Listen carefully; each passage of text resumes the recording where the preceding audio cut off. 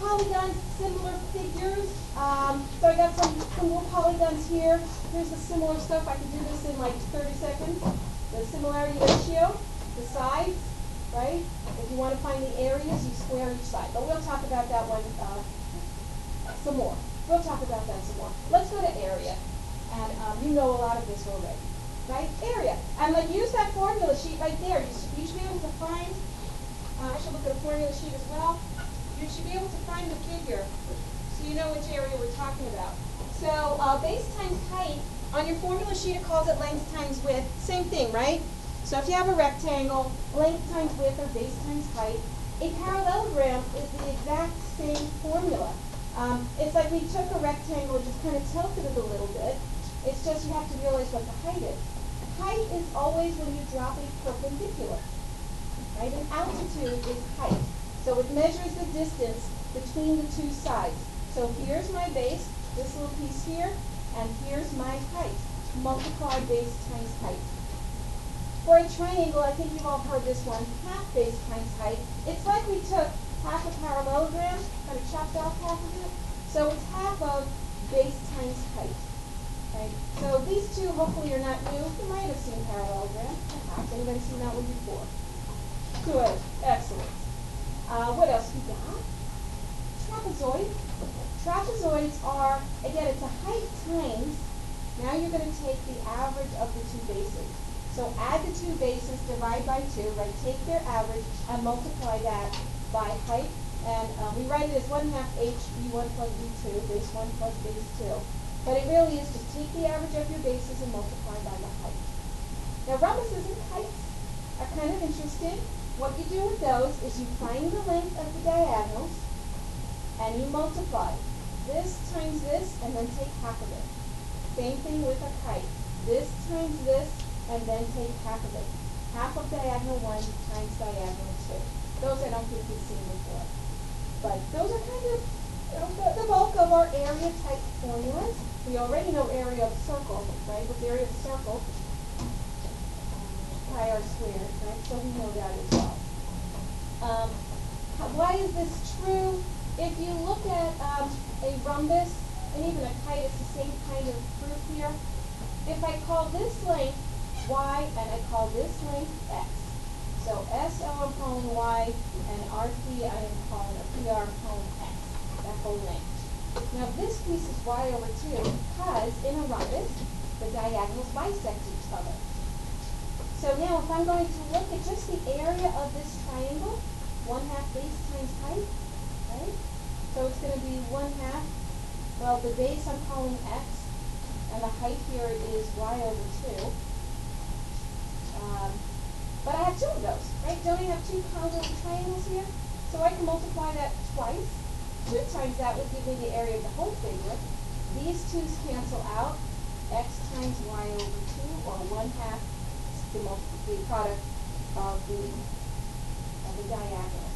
You can do a similar proof of the height if you're so inclined. So now we have that lovely little formula. Area examples. This is a parallelogram. Now they're going to try, or they might try to confuse. I got all kinds of numbers, and I want to find the area. Area is base times height. Always write out your formula first. I'm going to tell you how to make this less confusing. Always write out your formula first. Please don't just go to your calculator and give me a number. Did everybody hear that? Please don't go to your calculator and say, here's a number. Don't do that. I need to see. Remember, these are math essays when you solve these things. You're showing how you're coming up with something. Well, now I have to find the base of the height. And it really depends kind of how you're looking at the parallelogram. If you're kind of looking at it straight on, I can see my height here because there's an altitude. What's the distance between sides A, B, and CD? 15, that's your height. A base would be the length of this guy. Well, what is the length of this guy? In a parallelogram, opposite sides are congruent. So that's going to be a 12, and that's going to be your base. So it's just going to be base times height, 12 times 15. I did this earlier, I got 180. What did you guys get? Yeah, forget that. And what is there's no units here, but when you write units for area, they're square units. So I'm just going to write square units here. Some people find this notation a little bit confusing. I wrote it as unit squared, which means square units. I'm not squaring 180. It's just an indication that my units are in square units. So don't try and square this number just because I'm using it as notation of units. 180 square units is the area. Find the area of a triangle. Again, they're giving you all kinds of things here. I need to find the base and the height because area this time is 1/2 base times height. So my base, I'm going to find my height pretty easily. That's the guy, that's the altitude. So there's my height. And then that touches the base over here, which is 21. So it's 1/2, 21 times 12. When I put that in my calculator, I got 126. And then what are my units? They don't say. I'm just going to write square units. Please stop if you have a question. So we are basically working in it. Yep. So 21 was for the whole base, not just Whole base. Yes. Yes. In this picture, it did represent the whole base. Here's a right triangle. Right triangles are nice. Area is always 1/2 the product of the legs because you see the altitude here is your height. That's going to be one of the legs and the base touches it. So with right triangles, it's 1/2 base times height, but it's 1/2 the product of the legs. Now let's see what they're telling us here. The area is 50 square inches. So now they're giving me area. And I know area is 1/2 base times height. Its base is 4 times its height. So if this is my height, this is 4 times the height. That's the base. So 50 is going to be 1/2 your base, which is 4h, times your height, which is h. They want you to find the base and the height. Well, I'm set up now to solve for height. So let's see what I can do here. This 2 and this 4 looks like they can cancel out a little bit. I can reduce that. So I'm left with 50 equals, what's h times h? What's h squared? Be careful, right? We're multiplying. How many factors of h? That's the next one, the power. Now I can divide both sides by 2. So h squared is going to be 25. H is plus or minus 5. I take the square root of both sides. Why am I saying minus?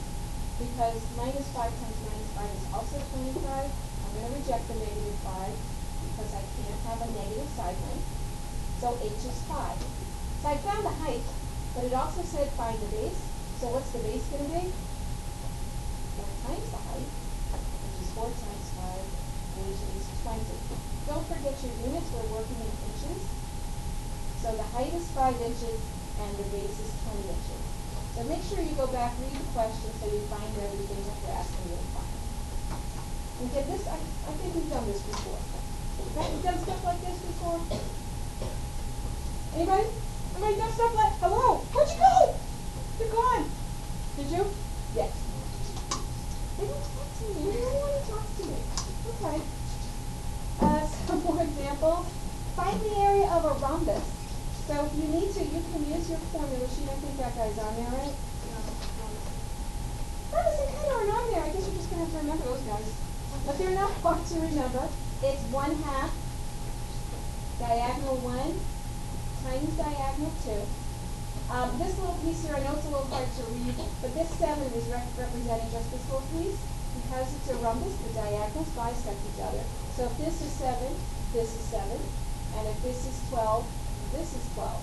So what's the length of the diagonals? Well, this one's 24 and this one's 14. So 1/2, 14 times 24. Let's see if we can do another. Yeah, right? Because it's this piece is 12 and this piece is 12, so the whole thing is 24. And I put this in my calculator. You put it in yours. See if we get the same thing. Audience participation time. What do we get for the area of this rhombus? Good. Yeah, you put his units in. So it's 168 square centimeters. Don't forget your unit. It matters. Okay. We've got a kite. Kite is the same formula, which makes that nice. 1/2 the product of the diagonals. That's 2, that's 8. So this whole piece is 10. What do I know about this particular diagonal? It will bisect the other diagonal. So this one's going to be 6. That's how it works in height. So what do I have here? 1/2 10 times 12, 66. So is that 60? So what are my units? Those square feet. Easy. Trapezoids. So we have to give that particular formula. I think that one is on here. Yeah, that one you have on your formula sheet. So again, if you remember, it's just averaging the bases times the height. They write it as 1/2 height, base 1 plus base 2. So here you're adding and dividing by 2. That's the average of your bases times the height. And they want us to find, what do they want us to find? The bases. Okay. So let's see, I know that's 95. Right? That is the area. Well, let's see what I know. It's 1/2 the height. Height is going to be where your altitude is, so that's a 10. Times the sum of these two bases. Well, what is x plus 3? 2x plus 3. So I have to solve this guy for x. Right away, I mean, there's a number of ways you can approach it. I'm seeing this 2 and this 10, so I'm going to reduce that. And then, again, you can distribute. It's not wrong if you do that. I'm just noticing that 95 is divisible by 5, so I think I'll just divide by 5 first. It's okay if you don't. And what's my deal when I divide by 5? I think that's 19. Is that right? Yeah. Okay. So, and that equals 2x plus 3. Then I can subtract 3 from both sides, and I get x equals 8. I'm going to go back to my question just to see what they're asking me to find the bases. Well, this x is 8, so that base is going to be 8 meters. This one is x plus 3, 8 plus 3, 11 meters. And to check these, go ahead and just do 1/2, 11 plus 8 times 10. Hopefully you get back to your 95. And I usually do work backwards to check it, just in case I make a mistake. What do y'all think? Is this horrible? It's a lot of working with the formulas. So if you get confused, I think this step is really important. Writing just the general formula first, plugging in stuff you know to find stuff you don't know. And be very organized. Please don't just do it in your head or give a number or think, I don't need that. Write it out. This one, it's kind of tiny here on your notes here. If you go back kind of towards the top there, it says area of a regular polygon. So it's another way to find area if you have a regular polygon. Just to remind us what a regular polygon is. All the sides and all the angles are congruent, right? That's a regular polygon. So what we're going to do is we have these kind of triangles that form if you draw these radii. I know we have radii of circles, we have radii of polygons as well. It's from the center to a vertex. Those are radii. And we're going to learn a new word here called apothem. I think that's how you pronounce it. It sounds like that little creature in the apothem. It's an apothem. And what it is it's the, you start at a vertex, center, looking at a triangle, and you drop an altitude. So it's the height of a triangle that is formed by the radii on the sides of the circle. That's an apothem. So we're going to use our new formula here. So I'm going to call A the apothem, so this guy's A, and I'm going to call S the side of the regular polygon. Now each triangle is 1/2 base times height. So each triangle, using our notation, is 1/2 A times S, right? Because that's the side and that's right. Now how many triangles do I have? In this case, 6. What if I have an n-sided polygon, regular polygon? How many sides will I have? How many triangles will I have? N of them. So I'm going to say to get the whole triangle, or the whole polygon, I multiply n times each triangle. When I look at a side times n, so let's say this was 10, and I multiplied it by 6. What am I actually finding? Perimeter. So side times n is really your perimeter. So area equals 1/2 the apothem times the perimeter. That's your new little formula for area of a regular polygon. Regular. Doesn't work otherwise. So, so if we do an example here, which is not on your paper, so you might want to just find a place to write this down. Finding the area of a regular nonagon inscribed in a circle. How many sides does a nonagon have? 9, and if you can't remember, you can count a few sides. So what you're going to basically do is say, well, let's see. I'm going to work with one triangle and see if that helps me with my formula. What is the measure of angle KLJ, given that this is a 9-sided polygon? How many triangles am I going to have? If I would make all these. Yep, 9. So how am I going to find this angle? What would it be all the way around? And I have 9 triangles, so how am I going to find this angle? Divide by 9. So 360 over 9 is 40. This is, because this is 5 and this is 5, this is an isosceles triangle. So these two angles are congruent.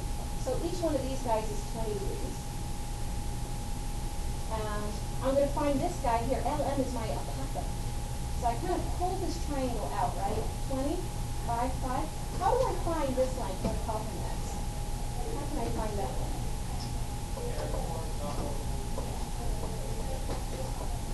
No idea? I have a right triangle. I know an angle, I know a side. Well, let me see, maybe I can even label relative to this. This one's a hypotenuse, right? And this one is that an adjacent or an opposite to angle 20? Adjacent. I have an angle, an adjacent, a hypotenuse. What can I use? Well, how quickly we forget. Cosine. So correct. The cosine of 20 degrees is going to be my adjacent, which is LM, which I'm calling x, over my hypotenuse, which means x is 5 times cosine 20. So I got my calculator. What's the first thing you do when you're dealing with trig? Go to mode. Yep. So change your mode to degree. Okay. And then I want to do 5 cosine 20. And that's approximately 4.7. And that is the apothem. Now I need to find the side. Well, because of the way my isosceles triangles works, this will bisect this side as well. So if I just find this little piece and I think I'll call that one y, I double it to get the whole thing. Well, how am I going to find y relative to this? Well, that's an opposite, right? So opposite and hypotenuse, that's sine. So sine of 20 equals y over 5. So y equals 5 sine 20.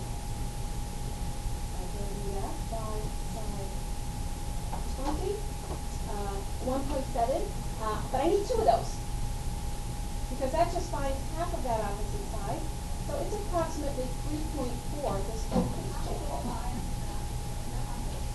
So what's the perimeter? This thing times how many sides? 9. So let's do that. Multiply that thing by 9, approximately 30.8.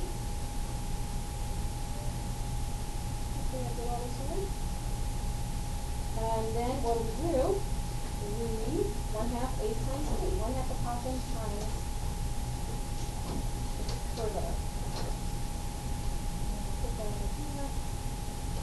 1/2 4.7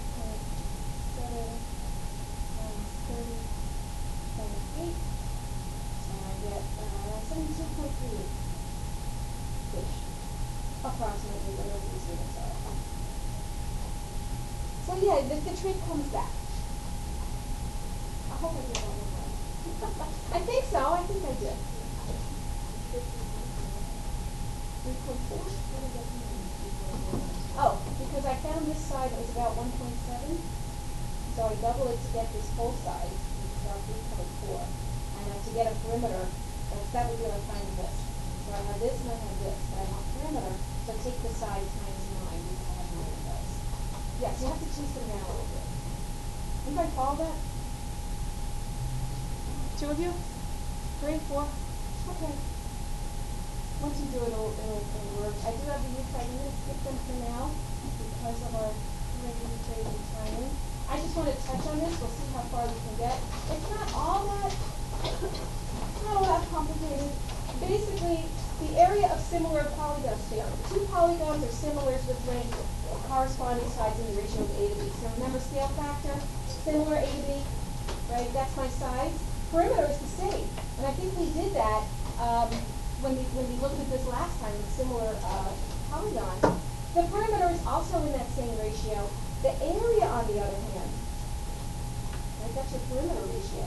To find the area, you square it. The area ratio is that thing squared.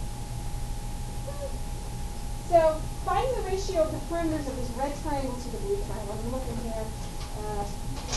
It's not on there. So yeah, just look up here for a moment. So what is the ratio of perimeters? It's the same as the ratio of to the sides. So that would be 8 to 12. And we can reduce that divided by 4. Hopefully that's our ratio of perimeter. You just look at the side length. Same, exact same thing. However, area, you take this guy and you square it. Take that guy and square it. So if I know this area, if I knew this area was 10 square units, I could find the area of that one by using this ratio. Okay? Not this ratio. Square those two ratios. So let's see if we can get an example or two in here before we run out of time. The perimeter of triangle ABC is 24 feet and its area is 24 square feet. And the perimeter of JKL. Make a picture. I think it just is a little bit easier to see if you're kind of looking at it. So this perimeter is 24 feet, and this area is same thing, 24 square feet. The perimeter of this guy is 36 feet. I don't know his area. I think that's what we're trying to find, right? If they are similar triangles, which they are. So what's the ratio of perimeters? Yeah, 24 to 36. And we can divide both of these by 12. It's 2/3. What's the ratio of the areas? 4/9. So now how am I going to find this area? Well, let's see. 4 is to 9. As what? 24 is to the I don't know. And then we're just going to solve that particular proportion. 4x equals 9 times 24. 9 times 24. 216, right? And then we divide by 4. So what do we get? 54? Oh, nice. Here's my number here. Square feet. Okay. Make sense? Not make sense. Did we follow that? Yeah, it's not that bad. You just have to square it if you want area. Now, once you're finding perimeter, don't square it. Use the same side length. The same side length. Huh? 5 minutes? Oh no. I'll tell you what. What can we do here? I think you guys can actually try this guy. I'll start you on it. The area of the ratios of two regular decagons, how many sides? 7. Is 20 to 36. So this is areas. What is the ratio of their side lengths in simplest radical form? So you go do that, and I'm going to give you out the study guide. Just so if you worked on this, I got rad 5 over 3. Anybody get that? Okay? Just take the square root of top and bottom. That's basically